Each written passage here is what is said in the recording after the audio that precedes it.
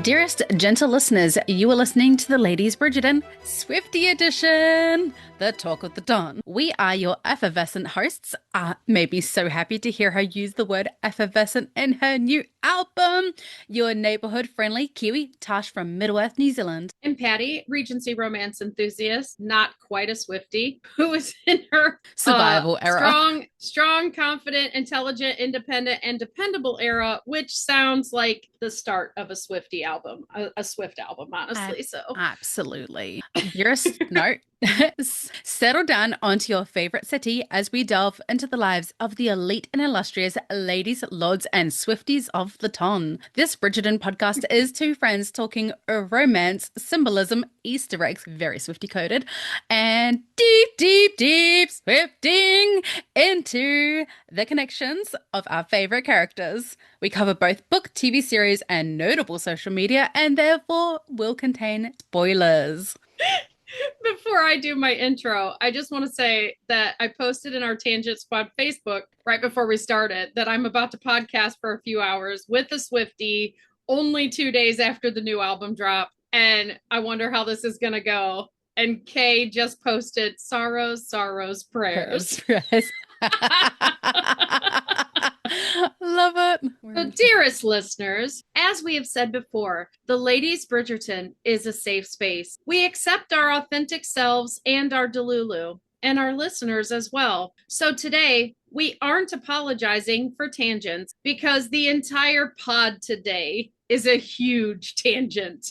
Our fair Tash the Kiwi is a Swiftie, and her brain has been consumed with the life of a showgirl since its release on the 3rd. We were already planning a pod diving into the eras and which belongs to each Bridgerton, but today, due to voice notes and Swiftie addiction, we bring you Penelope Bridgerton, née Featherington, the life of a showgirl. We analyze themes and lyrics and convey our thoughts on why this is Penelope's era of the Swift anthology. Like, I was leaning towards Kate being the life of a showgirl, but then you mentioned Penelope, and I was like, Penelope sort of fits. But when you take it from the perspective of Lady Whistledown is 1000% an 1800s lady life of a showgirl, like the lady version of it. Because obviously she's not out there doing the can. Although Colin would, I mean, she might be. What her and Colin do in the bounds of their own bedroom is up to them. Well, and I don't think, I mean, you know, she is a showgirl because she likes to get undressed in front of a mirror. So, pun intended. Yes. But I don't think Taylor meant it as life of a showgirl, like doing the can. I think it's like what you see is not necessarily who I am at home, and it's not my hopes and dreams, and it's not my authentic self. Life of a socialite and life of someone who's in the public image, which fits with Lady Whistledown really well. And even Penelope as being, you know, a debutante of the ton. She is in the public eye and very much scrutinized just as much as Taylor Swift is in real life. So I actually think that they fit so well. I saw an interesting TikTok today about how Taylor Swift's image up until now has been very basic blonde white girl, which is they're innocent, they're not sexualized beings and stuff like that. And life of a showgirl, she kind of has come out into her, hey, I'm engaged now, so I'm allowed to say I'm a sexual being. And reputation I kind of see that. But it didn't have the I don't want to say crass because it's not really crass, but some people consider it crass. It doesn't have the not suitable for children lyrics that this one does. This is her smut era. We'll say. Dress. I only bought this dress so you could take it off. Like, there are lyrics in the past that have been like. That's what I'm saying. The eras of the past are her romance era. Life of a showgirl, just from the lyrics I've seen, seems to be her smut era. I mean, she's clearly like smut. She has clearly been enjoying herself some Onyx Storm, some Fourth Wing. My Fourth Wing girlies out there, you 100% know there is not a coincidence in hell that Taylor Swift, who loves herself a little Easter egg, did not put the lions, lightning strike, and onyx knights within the same sentence, and it is not a reference to our girl It has to be like I'm sure it is. there's I'm no sure there's she's no there's no coincidences in the world of as Swiftie, okay? as much as she is prolific with words, as much as she loves words and she's a lyricist, she's got to be a reader. She's got to be a Well, reader. and she even said, like, instead of scrolling on her phone, she has taken up hobbies. And, like, what better to read than Violet and Zayden's little nightly trysts with lightning? Um, so anywho, Should we talk about pod snacks? Like chips and dip and chocolate melted brie with roasted garlic. Dunking salty things in goo is what makes my dreams come true. Popcorn, pickles, pretzels, Cheetos, salsa, guac, Cristitos. I'm just stating the hard facts. If you love me, give me snacks. Give me snacks. and again, that is Faraday. I love Faraday on TikTok. Thank you for agreeing to let me use one of your songs on the podcast. Because we are snack queens. Snack And I likes. have none of those. You're eating chocolate. I'm so I The have good frozen stacks. nectarines because I worked today and immediately got into podcast mode. I switched. I'm going to an alumni event on Friday. So I worked today and she's working for me on Friday. And so it was like work and then immediately podcast. So I did not get to run to the store and get snacks. But Whereas snacks are brought to you by me. And I was gifted nectarines and I froze them. So I literally ran to the supermarket before potting today because Patty worked this morning. So I was like, well, I've got an extra hour. I'm going to go get my groceries because I needed mandarin quite badly. And croissants from my little Swiftie who hates music. Your Mummy, little Swiftie who hates music. no singing. He's a Swiftie, he just doesn't know it. I mean, he loves sparkles and he loves a butterfly. So therefore, he's a Swiftie, clearly. So inspired by Taylor Swift today, I don't own anything orange per se. So coral is as close as I have to orange, but I have done my eyeshadow in preparation for today to be orange themed. And I don't own orange lipsticks, but this is as close as I could get. Now, Taylor Swift, if you ever listen to this, I don't know if you're a Brit fan, but I feel like she's a Penelope fan. I'm not. I could not say I'm a Swiftie. I have enjoyed her music since the beginning, here and there, but I'm not digging in. I'm not digging into the lyrics. I don't care about your boyfriends. None of that business. But I do own orange, but I'm not wearing makeup because my boob hurts. So I don't feel good. And I've got a heating pad. And so this is the best you're getting, Taylor Swift, is an orange t-shirt and my orange pair toppers and my orange cardigan sweater. That's all you get. She would love that. She sells orange cardigans like each season. Each era that she drops merch. And the most popular merch is her cardigans that go with each era because she has a song called Cardigan. Well, if you want to gift me one, this one has holes in it. I've had it for many years. I'll wear a Taylor one, but I ain't paying for it. I have been a Swiftie since I was 15 years old, and not to tattletale on myself, that has been 19 years at this point. 15, 14, 15, 15. It was Teardrops on my guitar. That was my first introduction, and I had such a girl crush on her. The green dress, guitar lying on the bed, and the teardrops and chef's kiss. And like I felt personally affronted for her that Drew was not giving her the attention that she deserved as an absolute queen. So I have been a Swiftie for just about as long as you can be. Well, Teardrops on My Guitar is the first song I remember listening to as well. So I've liked her music over the years. You Belong With Me, which somebody said that was the ultimate pick me girl anthem, and I was like, harsh. That's Penelope's anthem, thank you. Like, you don't even know how this is supposed to go. You're over there being oblivious, dating other women. Like, that's for the overlooked friend, not a pick me girl. That's for the come on, we're best friends, we have everything else.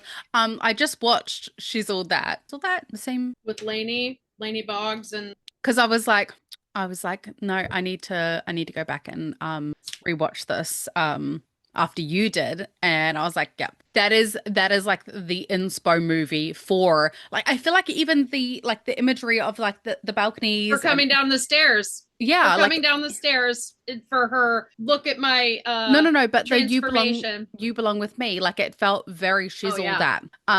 So no, I thought you were going into how all of these rom-coms are in season 3, and I'm like, yeah, that I changed my appearance and I now look pretty and I'm going to walk down the stairs. Mhm. Totally, she's all that. It 100% was. But yes, there are so many connections. And I think that's why they used 2 Swiftie songs for season 3, because Swiftie is everything that Pollen is. It's love, and like even when it's not working out, you love them regardless. It's loving through all the good and the bad. It's just as Taylor Swift, she loves love. And when you don't love them anymore, you get revenge via word made public. it's not so her albums are sort of like her personal diaries. It is her way of processing. And she's like, it's really funny because she will write these songs, and like The Life of a Showgirl was written while she was on tour, and it was an entire year ago. And she's like, she's like, when I release an album, a lot of the time what I wrote is no longer relevant, but it was still how I felt in that moment. And so I still want to get it out and express it and process it. And this is my truth. And she's like, but the funny thing about Life of a Showgirl is she's like, I'm still in that era. Like, it's one of those rare times where like I'm still in the era of what I wrote, which is nice. But I do believe it is time to make haste into today's episode, because I am super, super excited for this one. I was like, the second that you said to me, it's Penelope, I like started listening to the songs with intention and went home and wrote 3,000 words on why it's Penelope. Literally 3,117 or something. And I can make everything be about P. Well, I have. This is so Penelope. I mean, even the title, Life of a Showgirl, she has a persona for the world. And I think that's why the title is what it is. Like, it's you think you know me, because I do write about my life in my songs, but you really don't. There's a whole lot of me that now only one person gets, and that's Travis, right? Yes. That's her safe person. That's her fiance, soon to be husband. And I've been seeing a lot of this stuff out there because it's been out for 2 days, and the naysayers are like, it's not some of her best work. And she basically became a pick-me girl, like everything she railed against. But I look at the lyrics. I've listened to some of the songs today to prep for this and looked at the lyrics. And honestly, I'm that girl too. Like, she found her exception. Mm-hmm. We all say the things of, oh, I'm never getting married. Or for me, it's I'm never getting married again. Or I'm never doing this. Or I'm never doing that. Or, oh, that's dumb. Or whatever. And then you find that person that you're like, okay, yeah, I'll do it for you. It feels and she dumb. Found that. It feels dumb until it's with the right person. Yeah. Like, even the one, I don't remember which song it is, but there's a lyric of saying like something about not getting married. Yes. And when I said I didn't believe in marriage, I lied. And she's talking about but how she didn't lie. She didn't lie. She believed it at the time. Yeah, she's lying to herself. She believed it at the time, and everybody's got their exception. Yeah. I am never getting married again unless one person asks me. I have one exception. And if I meet somebody else who takes over that role and becomes that exception, but at that point in time, you have new information. You're living your life now based on the information you have now. Yeah. As far as I know, there's only one person out there in the world that I would even be willing to be in a relationship that I have to pay the government to go into the stress and horribleness of having to change my last name and all this other crap, and basically you just becoming don't. Property of. You're like, or you just don't. I may not. I don't know. I love my husband dearly. Keep him my name. I mean, and I wanted to hyphenate the last time, and I was told no. It's hyphenated on Facebook purely for his family, who I hope never listen to this, so they think that I hyphenated, but I didn't. YOLO. Strong independent woman who doesn't need no lilacs. So the line is from Eldest Daughter, which is one of my, I can only say one of my favorite songs, because you can't have a favorite child, okay? I have songs that I love for all different reasons. So Eldest Daughter, I'm a track 5 girly. So like there's these memes out there and it's like you're one of these 4 girlies. And I'm like, I'm all of them. Don't come for me like that. I'm a track 5 girly. Track 5 is always Taylor's saddest track. And Eldest Daughter is no exception for so many reasons. But the line that I think that you're referencing here, outside of the when I said I didn't believe in marriage, I lied, was the Ferris wheels, kisses and lilacs. All the things I said were dumb because I thought I'd never find that. Yeah. Like I'm that person. I'm like, I don't need a lot of gifts. And then I just had a relationship where I had none of it. And it's like, okay, yeah, I I want see them. why it's a thing. I want that stuff, Mm-hmm. you know? And does it have to be like, does it have to be grand gestures and spend a lot of money? No, My no. favorite days out are going to Bunnings. It's like getting a coffee, having a play day. Let me look at the garden section. I mean, it is a lot of The money. person who says they're not a good gift giver wrote out a song, a children's song, and drew little pictures. He did emojis before emojis were cool, and wrote out the pictures and he gave that to me, you know. And I've never gotten bouquets of flowers except via picture. Every time I've ever gotten flowers from him, it was one, but it was my favorite. Some of my favorite gifts from Stephen have been for our fifth wedding anniversary. He got me a 2,000-piece puzzle of my favorite wedding photo of ours. Did I rue the day that he was ever born trying to put all the gravel in? It was like 150 pieces of just gravel. Gravel doesn't look different from any other piece of gravel. I hated him a little bit that week / that month. My wedding dress is just white, white on white on white. So it was very cute in the moment. I resented him for a But little that's while. what a puzzle is supposed to be. It's But once supposed it to be was done, difficult. once it was done, it was beautiful. Although now my son's upset with me that I have a picture hanging up that doesn't. Why am I not in the picture? Because you're not born yet. But why? And I'm like, look, buddy, I'm not AIing you into our wedding photos. And then you do thought bubble. Put him in there.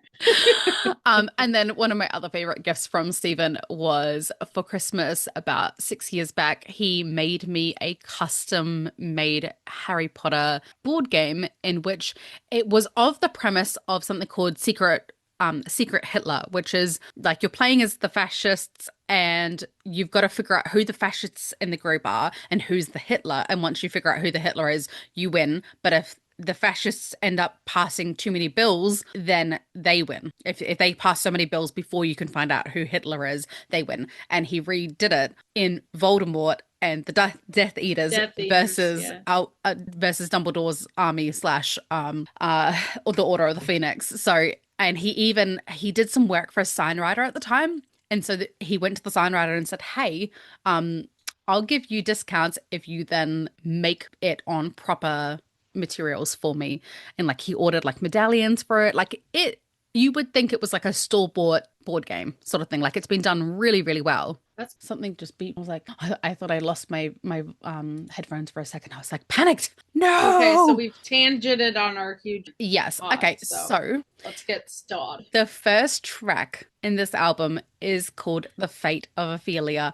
Now, as much as this is going to be a very task-centric episode, sorry, Pattie, Pattie can fill you in on The Fate of Ophelia. So before I get Pattie on, Taylor Swift loves Shakespeare. She even said it in the movie because I went to the release movie over the weekend that was only in cinemas from the 4th till the 6th. So if people aren't seeing it today, they've missed it. Basically, for the US, that's the 3rd through the 5th from the album drop and for 2 days. Yes.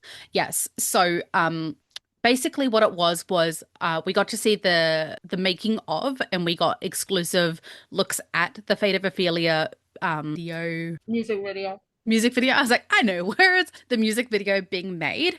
And we also got kind of a interview with Taylor where she describes like how she came up with the inspiration for each song, with the exception of Wood. When we get there, I will talk about it. But like shady Taylor, shady. Well, she knew kids were going to be in the audience, I think. Well, so the movie is the clean version. So it's only clean songs because the Smirks told me otherwise.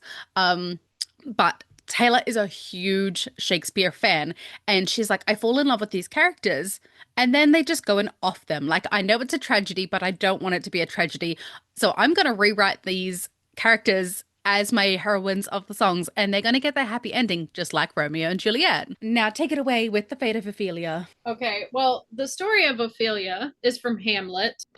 She was basically in love with Hamlet, and he loved her too. However, when he came back from school or whatever, it's been a long time since I've read the play. He came back from somewhere. His father had been passed away, and his mother was now married to his uncle, his father's brother. And his dad came to him as a ghost and said, hey, your uncle killed me. He wanted my place. He wanted my wife. He wanted my crown, basically. And I need you to out him, figure it out, avenge my death. So for Hamlet to make this work, first of all, he talked to the ghost of his dad, right? So he's playing crazy to be able to, he's playing like he's going mad. And it's causing issues with Ophelia. She is being deceived by him. She now thinks he doesn't love her anymore. And she's seeing like her whole world crumble. Like everybody is deceptive and like nothing is what it used to be. And she ends up going mad herself and drowning. And I think that's a huge foreshadowing for this album of like spending so long miscommunication, people not communicating with her, her feeling alone in the world and nearly drowning. And the fate of Ophelia is such a beautiful track to start with because she is saying, I was drowning and Travis came in and saved me. Well, and some of the stories that you've told me, I think that, you know, an on and off, very never toxic committed kind of relationship feels deceptive. And 1 minute you love me, 1 minute you don't. 1 minute you love me, 1 minute you don't. Drives everybody crazy. Mm-hmm. And I don't necessarily see the drowning as actual death. I see that as like metaphorical. You know, it's metaphorical. She was feeling done with dating, kind of dead to romance. The death of romance. That's what it was. Yeah. Yes. Like she was hitting an age where she's like, maybe this just isn't for me. I'm just gonna. So that's what kind of the Fate of Ophelia song is about. And let me begin tying this into how it is going to tie into Penelope. So the lyrics start, I've got the song, the lyrics, and then how they tie in. The lyrics go, and if you'd never come for me, I might have drowned in melancholy. I swore my loyalty to me, myself, and I, right before you lit up my sky. So basically, that was Taylor saying, like, I had sworn off of men because, like, she'd just been hurt too many times. And then the right person came along who lit up her entire world and made her believe in love again. And the reason that this fits in with Penelope so well is because she was about to accept a marriage proposal to Debling, like, who, might I add, would have drowned on his expedition. So I was like, the drowning fits nicely. Well, and I was thinking along the lines of she had also given up. Yes. She had, up on love because Colin was love. So she was not in love with Debling at all. She was accepting a practical match. A melancholy. It would have been a melancholy match. It would have been very melancholic life for her. Whereas for Penelope and Colin, their whole story is about Jade and Light and how they brought light into each other's worlds. Like, we talk all the time about how they are the sun and sunflower to each other, where they thrive on each other's light. So their energy to say, you know, I had basically given up on love until you came in and lit up my sky. So I thought that was a perfect... And if a person that you have loved practically your whole life came in and was like, yeah, I have feelings for you too, that's some fireworks. That would light up your whole sky. Yes. The next set of lyrics from the song is, all that time I've written these lyrics at stupid clock on my phone. All that time I sat in my tower, you were just honing your powers. Now I can see it all. Late one night you dug me out of my grave and saved my heart from the fate of Ophelia. Colin knew Penelope had spent so much time in that window overlooking Bridgerton House. Like, well, I mean, not that he knew that she wanted to be there, but like with him, he knew that she wanted to be there. Like, that's where her heart was. That's where Eloise was, wanting to be there instead. The night that he came to check on her and they kissed, he saved her from the fate of Ophelia. Like, that was when the tides all turned for her. Like, everything kind of sat in motion from that night onwards. Like, we literally have this visual of like almost like a princess sitting in the window waiting to be saved by her prince. Like, that is, she's up in her tower. She's up in her tower. Like, this is the whole, and even the imagery. And we talked about how the imagery of like of Penelope going out into the night and how it was the same imagery from the picture Eros and Psyche. Okay. Sorry, I was like, I know it. It's You're actually not helping me with the picture of the painting. Was it you that I was talking to yesterday? I was like, you know, the zappy zappy no die thing. No. I was talking to someone and I was like, oh, we even got a zappy zappy no die thing. And she's like, I do not understand. I'm like, zappy, zappy, no die. Zappy, zappy, no die. A defibrillator. We got a defibrillator in our neighborhood, but I was like, zappy, zappy, no die. What do you not get about this? I know words. Clear. It was not clear. No, you should have said that, and then that would have made it clear. Yes. So I actually, I think the line about whole, like, I was in my tower, you were honing your powers. Like, I feel like that also fits with Colin because, like, he wasn't honing his powers. He was like, the kiss was him. He went away and, like, actually, like, did some thinking. Yes. But while she was in her tower, which was before the kiss, yes, he kind of was honing his powers because he was as a marriage maker.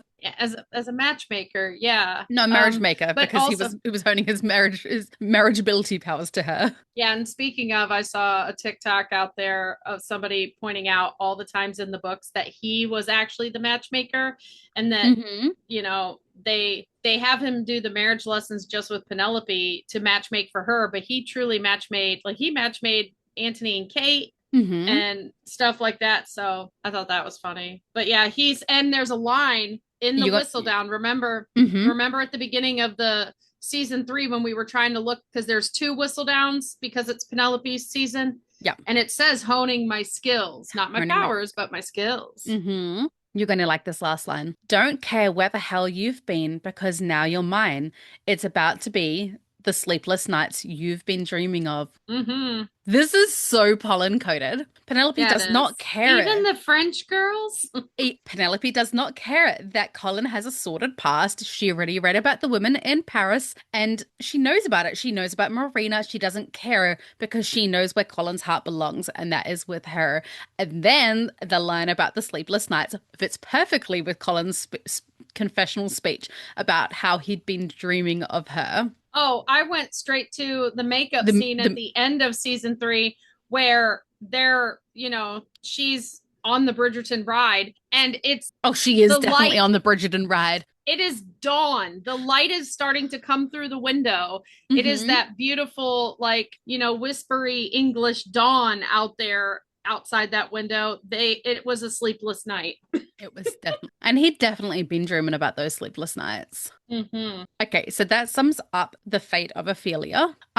Some of these may or may not be a stretch, and you're just going to have to roll with me because I can literally make connections between parsnips and butterflies. Like, roll with me here, people. Live in the Delulu with me because I am in this right now. Okay, Elizabeth Taylor. What do you know about Elizabeth Taylor, Patty? And I've listened to the song today, so a lot more to it than I was saying last night. Yeah. Elizabeth Taylor is an American icon actress. She played Cleopatra. Yes. It's one of her most famous roles. She also was very famous for having multiple marriages. That girl could not stay married. Like 10? 8 or 9, yeah. Yeah. And one was twice. Richard Burton was twice, I believe. So, and she also started her own fragrance line. It is still going strong today. Still going, yep.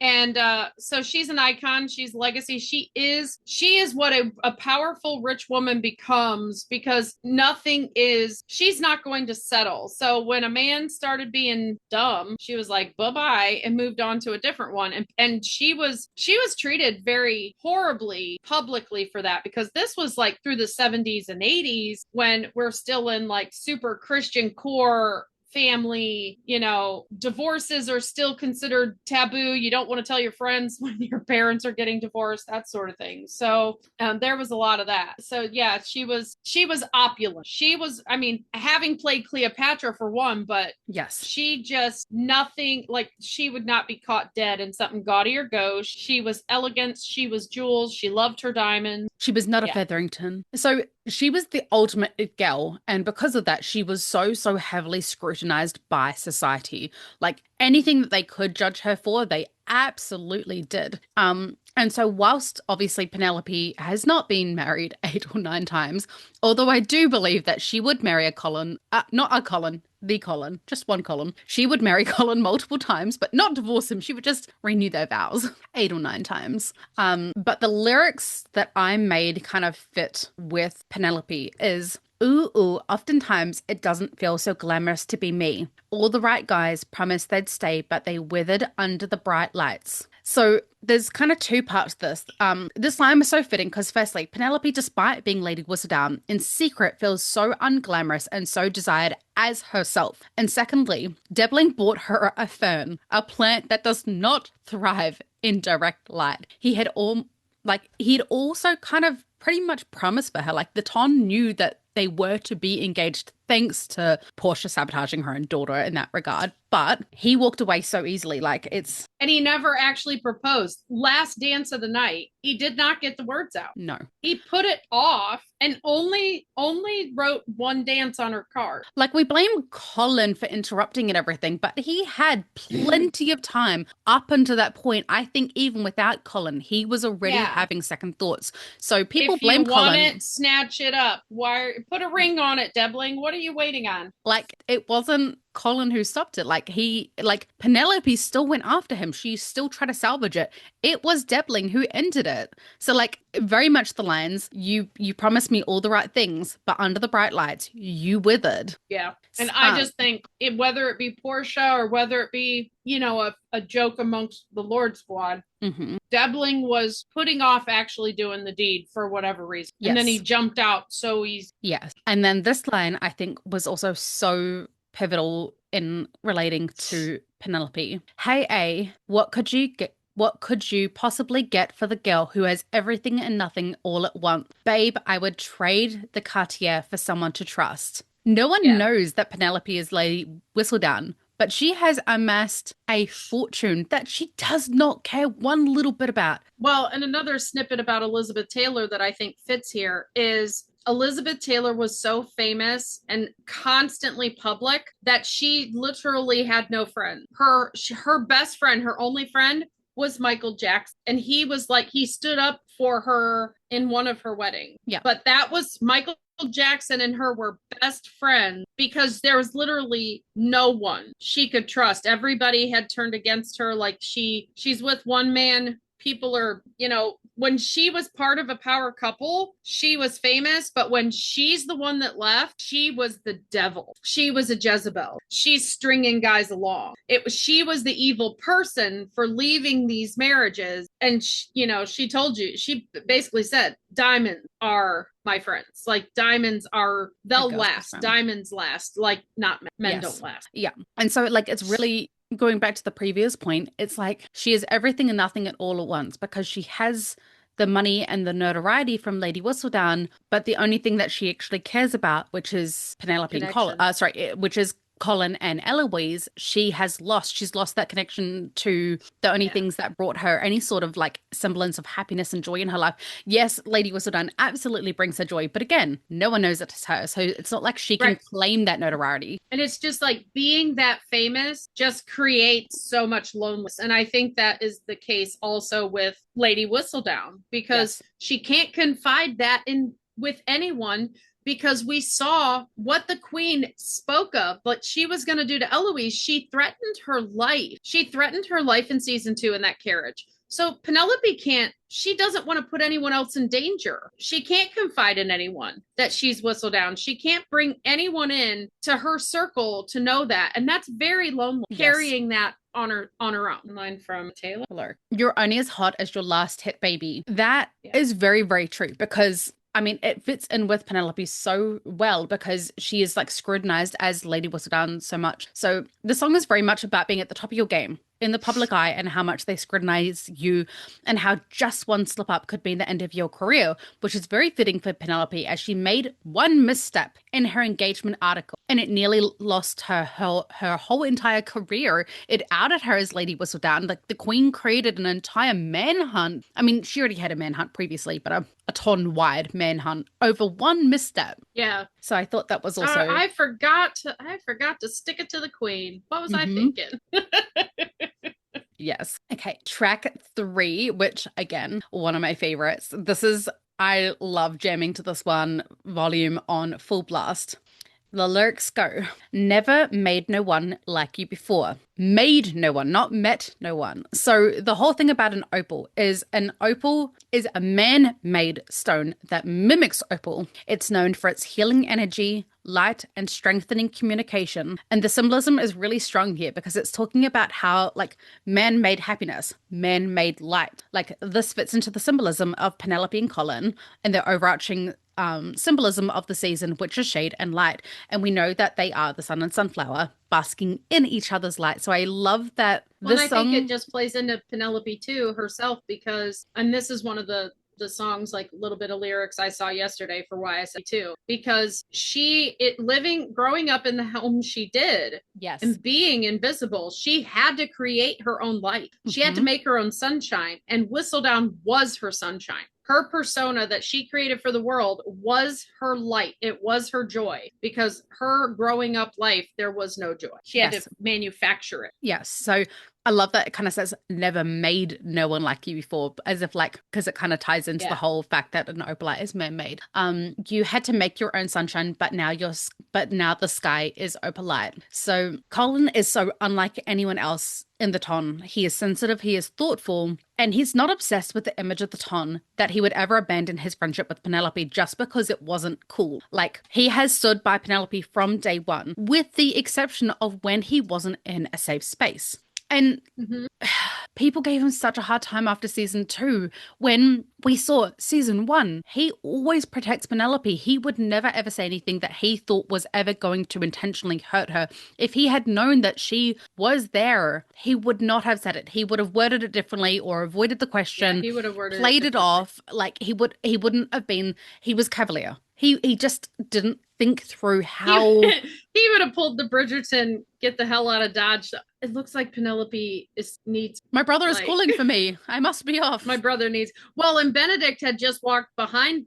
You know how they like crisscross there. He'd be like, "Oh, my brother needs me," and he'd turn Penelope around with him and walk towards Benedict with her. Like, "What's up with you? Why are you so upset? What do you need?" Someone even posted into the Bridgerton group today about one of the guys in that group was looking directly at Penelope. Like, he knew that she was there, didn't give a cough, didn't give a little, hey, bro. No, I personally think I don't think Fife thought anything of their dance. I think he asked it in the hopes that Colin would stick his foot in his mouth. I think they all knew Penelope was standing there. And I think Colin said what he said because he knew it wasn't a safe space. He didn't know Penelope was standing there and he wanted to protect their privacy. And it went awry. And that happens sometimes in social situations. I mean, you can't tell me that Colin, who always protects Penelope, just protected Penelope from her own family member, right? Yeah. Just saved her from that, is going to tell a man who just walked out of a closet with a young miss, potentially compromising her for all time. That girl is still not married, right? Yes. Why would he tell him anything about Penelope? He knows vibes. Colin may appear to be like he ain't paying attention, but he knows the vibes. Figure out because obviously, as I said to you before, I've written this phone when it was skitzing out. Was it the Marina line? Yeah. Because it goes, you haven't read the lyric yet. It'll make sense. It makes sense, lyric. Why am I in Ophelia? Help me. That's part of the problem. Scroll down to Opalite, my ma'am. Now we're in the right song that'll help. Okay, here we go. You couldn't understand it, why you felt alone. You were in it for real. She was on her phone and you were just a pose. And don't we try to love? We give it all we got. You finally left the table, and what a simple thought. You're starving till you're not. You only believed yourself in love, and no one can fault you for that, or whatever she says. I love how she's like, you weren't even in love. You just believed yourself to be. Yeah, she's just like, you believed yourself to be in love. And that's kind of what Taylor's saying here. Don't we try to love? Like, Colin, you just love.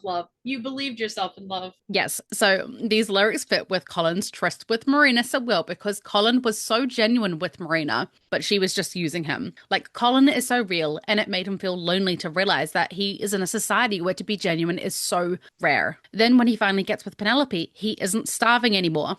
And Colin's a hungry boy, so that must be quite the feast. Because he finally has someone feeding him back the same level of love that he gives out. And sensitivity. Yes. I think they match energies. Yeah. They match energies so, and and finding that, like the lyric says, and what a simple thought, you're starving till you're not. It's like he didn't realize just how colossal of a mistake Marina was until that part. I believe you can't know until, because I believe he's loved her from the beginning. So I think he doesn't realize what he almost created for both of their lives had he followed through with Marina, had this whole situation happen the way he thought it was in his head. Because as a fellow ADHDer, because we've already talked about Colin's so ADHD, you kind of plan something out and how you think it's going to go in your head, and you've imagined it, and you just have this way it's supposed to go. And when it doesn't, it's like everything crumbles around you. It's not like, oh, that's a bummer.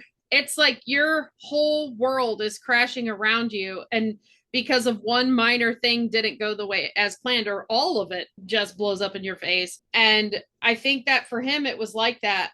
And I almost kind of hope he himself, I wish he would have been looking at Anthony in that room. Like, I know, we'll say what we need to say about Marina, but we won't mention her name. But I just want to tell you, thank you. There's a lot of acknowledgement that did not happen in season 3 that needed to. Like at the time, I mean, Portia kind of said it, like there may have been more ways around something or more ways to get somewhere, but I didn't see them at the time. It seemed like there was only one path. And I think a lot of our characters had that. I think that line fit a lot of people, but it still doesn't mean you can't be like, hey, I didn't see this at the time. You were just trying to help me out. And I'm going to say thank you now because look where I'm at now. What I mean? Quite funny because the next song, I do talk about paths chosen. So that's quite the nice segue. Thank you very much. So the next song. I did not plan it. Just a happy little accident. The next song is Father Figure. Now, there's 2 different people that I think that this fits in different aspects. And then Pattie also has a third person or third perspective of it. So Taylor said specifically that she has been on both sides of this kind of song of kind of having mentors and mentoring others. So I think it fits that it does fit multiple people depending on the perspective that you are taking it from. Mm-hmm. So let's start out with the lyrics. When I found you, you were wayward, lost in the cold. The winding road leads to the chateau. Who does that make you think of? Yes. Well, when I found you, you were wayward, lost in the cold. Because obviously this is all from Penelope's perspective in my little head kind canon. of to me, I think of like, it almost sounds to me like if it was Penelope saying it, it would be like Marina, like I took you in and look what you did to me. Well, I mean, like, that's I also accepted you in the family. That is actually almost another perspective, not even one that I had looked at it. When Penelope met Colin, he was not met, but like he was in the mud. In season 1, he was in the mud. When Penelope met Colin, he was lost, didn't know who he was, what his purpose was, or how he fit into society.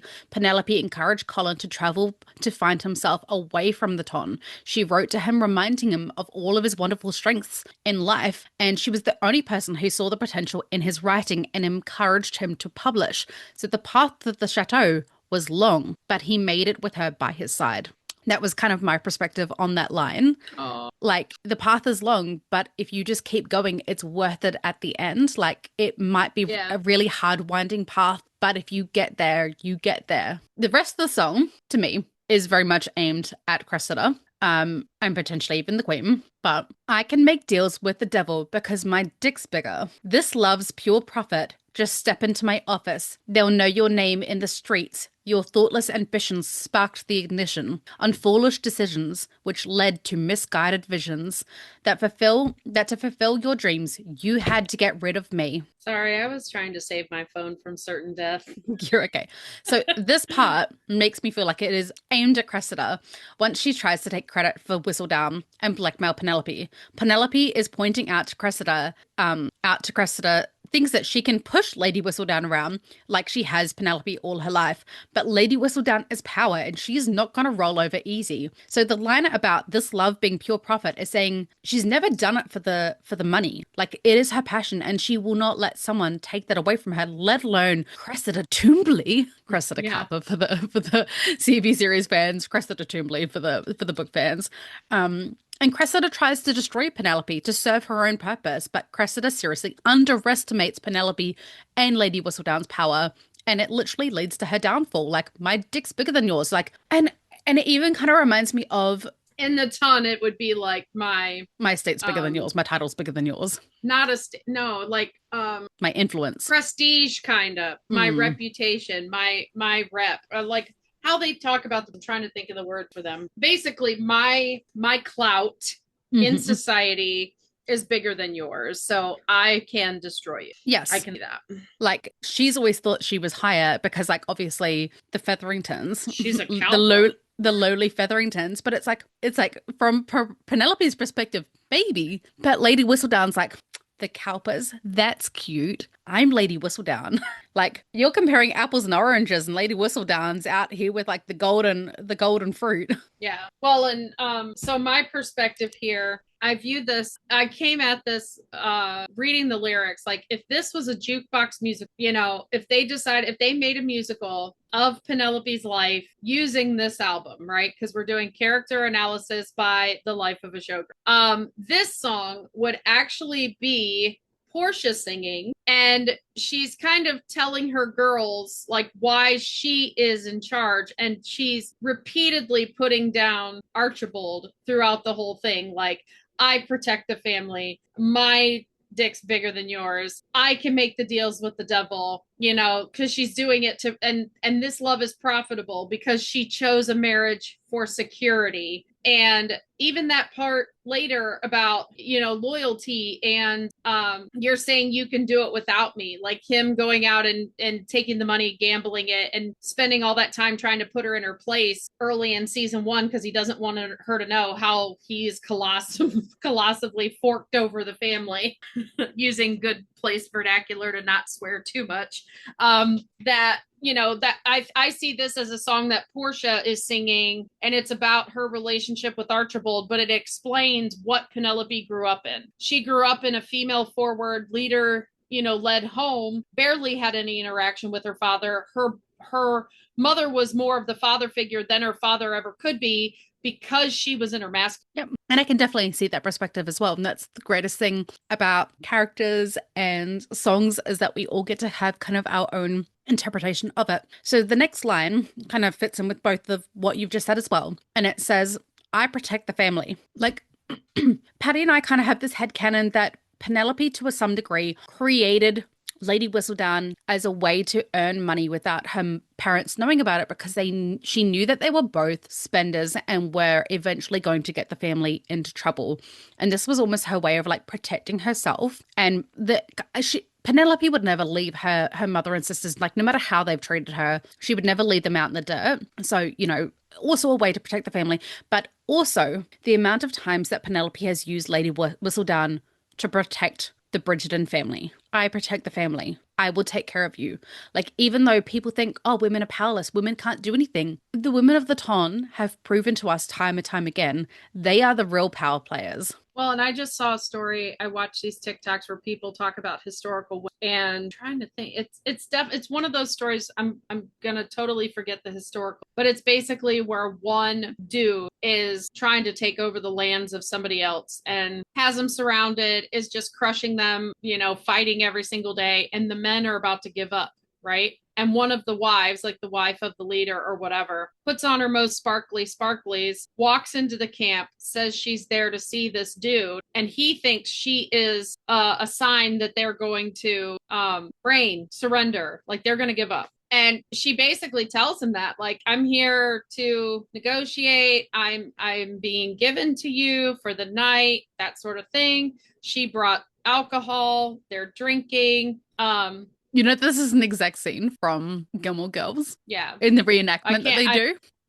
And I can't remember the historical, war this is or whatever, but he gets so drunk he passes out, and she cuts his head off, and she puts it in a bag and she leaves, and everybody lets her leave because she had said she was just there to see him, not that she was hanging out, right? So they let her leave the camp. She goes back to her home, pulls the head out, and says, it's where the line, to get rid of the snake, you gotta cut off its head, kind of thing. Yeah. Mm-hmm. And and everything, like they got to keep their lands. Whoever they were, like, fell apart without the leader. And if anybody can remember the name of this person, please let us know at our Facebook group. Put it in the comments of this podcast on YouTube, whatever, because I seriously wish I could think of it right now, but I can't. So, but that's that the goes line. along. I protect the family for me is and this line, you want to fight, you got it. I got the place surrounded. Like that goes with your story perfectly. Yeah, like sometimes I think women are more willing to cross the line and do what they got to do than men. Men like to fight, but they believe in the art of war. And, sometimes women know we're a little bit you more got to sneaky. do what you got to do. And I don't even see it as sneaky because we're pretty open about crap when we do it. But it's like when it comes to our families, we're savage, right? Yes, mama and bears. I think and that's why I think the lyric, I protect the family, right? Because even Colin back, when Cressida tries to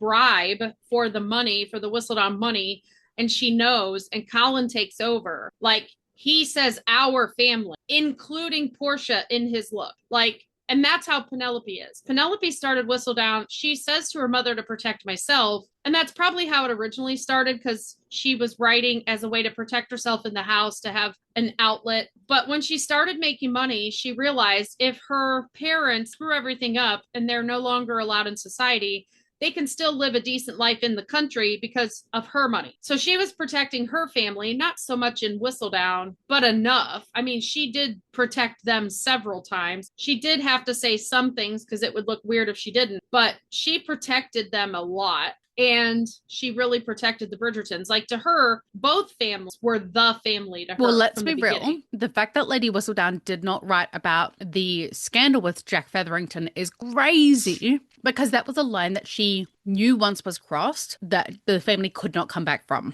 They were too new in the ton. And I mean, we even see Dundas coming in and like stiffing about because of it. Like the Jack Featherington thing was something to actually remove them from the ton. Marina was just like a he said, she said scandal, not an actual, hey, we need to look at whether or not you are suitable to be in the ton level of scandal. Well, and Marina was only Featherington adjacent.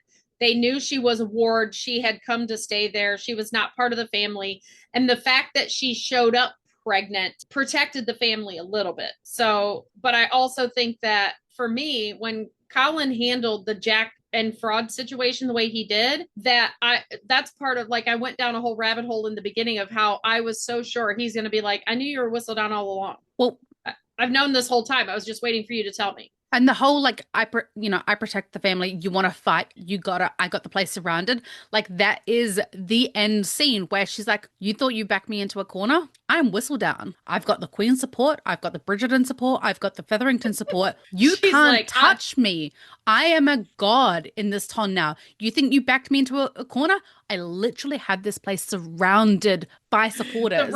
The rom-com we didn't know was an influence to season 3, Hamilton, because that's exactly when they come to Hamilton, like, we know you're doing some weird stuff with this money. We know that you're embezzling money. You're doing whatever, which he wasn't. So he outed himself for having an affair, wrote it in a paper, passed a pamphlet around to the town about how he's having this affair, and just threw himself under the bus because how dare you say my integrity is so low that I was embezzling from the U.S. government. Like, that's Penn. Like, oh, you think you got me? You think no. If I'm gonna crash, I'm gonna crash and burn. On my terms. I'm gonna throw myself I'm gonna throw myself in front of the ton, and I'm gonna tell him myself. Mm-hmm.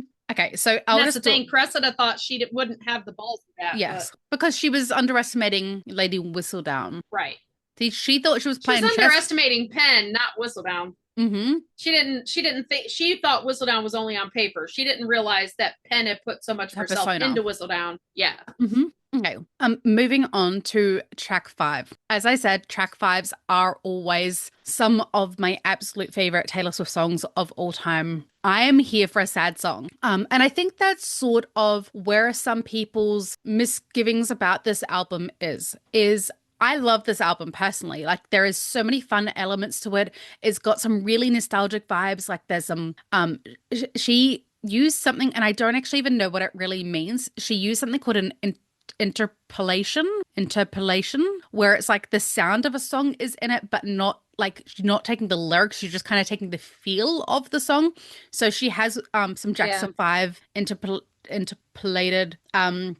Father Figure is a George Michael song in which the George Michael was the vibe of his song, and George Michael's estate who can and can't use his music were like all for it. They were like, he would absolutely love the vibes of that. Very boss energy. Today's recording ended up being so long that we actually decided to split this episode into 2 parts. Therefore, if you come back and check out part 2, you will hear our interpretation of the Taylor Swift songs and how they connect to Penelope Bridgerton from eldest daughter onwards. So for today, gentle listeners, we will leave it there and continue on next week's episode. I'm going to throw it out there. So I actually originally started this as doing, because Taylor now has 12 eras. So obviously we have covered the latest era, which is Penelope. I have already chosen out who the other sibling and what their eras would be and started notes. So if that's something that you were interested in, please drop that below and we will make those YouTube exclusives, and I'll probably also head on over to TikTok and actually try to laugh again and do little snippets of that, so you can get like a little taste of what they are going to be much briefer. I'm good at words. They're going to be a lot more brief than what this one is, but because this is brand new and exciting and not many people know all the lyrics and everything yet, I really wanted to dive deep and live in my best Taylor Delulu era. So if you would like to see what other Bridgerton siblings... Were we a safe space today, Tash? Thank you for living in my Taylor era with me, because I'm so excited and I'm just a little Delulu queen. So thank you for being my safe space and letting me talk about Taylor. Because if it matters to you, it matters to me. We'll do a Golden Girls one day, okay? I promise I will catch up. So I already equate it all the time to Little Women and Anne of Green Gables and all that all the time. And Pride and Prejudice. My safe spaces. Well, I went and watched Anne of Green Gables for you, and I loved it so much. It's so beautiful. It's very much. Well, you've seen the Anne with the knee. When I show you Anne of Green Gables, you'll be like, ugh. Yeah. So we will cover what siblings are the other remaining 11. Well, obviously there's only 8 siblings and 11 eras. We might have to put some bonus people in there. Well, yeah. I mean, Pen is not an original sibling, so I think we can find some other people. She is, though, to be fair. She's been... she is and isn't. Like, she's the super bestiest bestie ever of a Bridgerton. She is a Bridgerton, so it counts, okay? If you have anything in particular you would like us to cover or any Bridgerton knowledge you would like to share, please head to our Facebook page, The Ladies Bridgerton. And if you're enjoying our podcast, please remember to click like, subscribe, and leave a comment wherever you are listening or what. Yeah. And once again, thank you for listening to the musings of one very mad Swiftie and her podcast partner, who was like very patient podcast partner. Well, not patient. Like I like Taylor Swift, but I'm not. Yeah, I wore my patient pants today. I mean, I got you to change it to Penelope so I could talk Penelope. So yes, yours truly, Tash the Mad Kiwi and Lady Pattie. See you.